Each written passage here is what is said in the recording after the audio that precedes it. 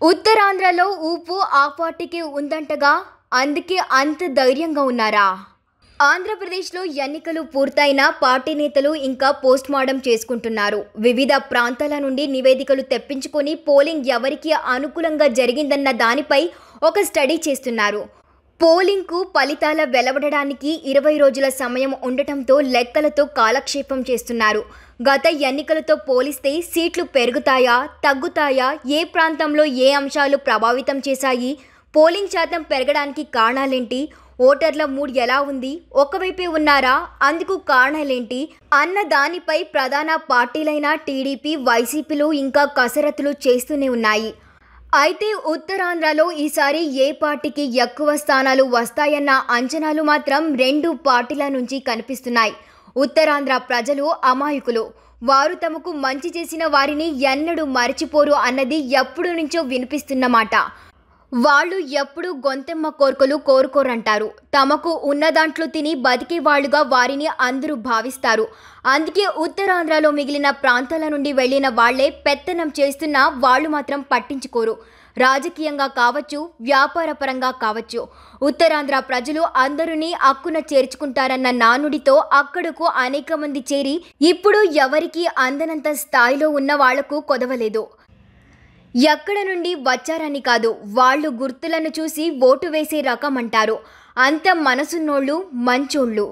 ఉత్తరాంధ్రలోని శ్రీకాకుళం, విజయనగరం, విశాఖపట్నం జిల్లాలో ఈసారి తమకు ఎక్కువ స్థానాలు వస్తాయని టీడీపీ భావిస్తోంది. ఉత్తరాంధ్ర ఎప్పుడు టీడీపీకి కంచుకోట. ఎన్టీ రామారావు పార్టీ పెట్టిన నాటి నుండి ఉత్తరాంధ్రలో టీడీపీకి పట్టున్న స్థానాల్లో చాలా ఉన్నాయి. అయితే పార్టీ చంద్రబాబు చేతుల్లోకి వచ్చిన తర్వాత కూడా పరిస్థితుల్లో మార్పు రాలేదు. ఉత్తరాంధ్రలో బలమైన సామాజిక వర్గానికి చెందిన నేతలతో పాటు సీనియర్ నేతలు కూడా ఉండటం ఇక్కడ తమకు కలిసి వచ్చే అంశంగా భావిస్తున్నారు.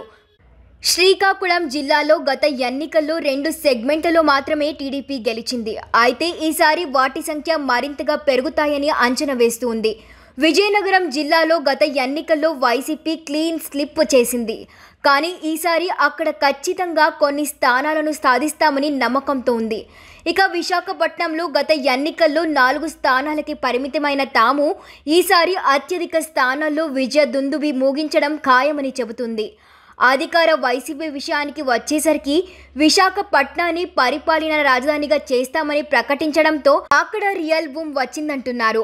ఆ ప్రకటన ఇటు విశాఖ నుండి శ్రీకాకుళం వరకు భూముల ధరలకు ఒక్కసారిగా రెక్కలొచ్చాయని, దీంతో ఈసారి గతం కంటే మెరుగైన ఫలితాలు సాధిస్తామని చెబుతూ ఉంది.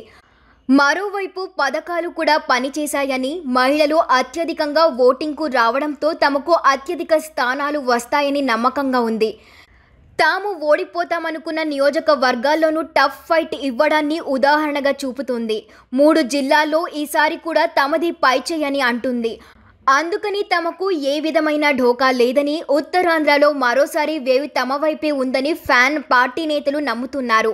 మరి ఎవరి అభిప్రాయాలు వారివి. జనం మాత్రం ఎవరికి ఓటు వేశారన్నది మాత్రం జూన్ 4వ తేదీ వరకు సస్పెన్స్.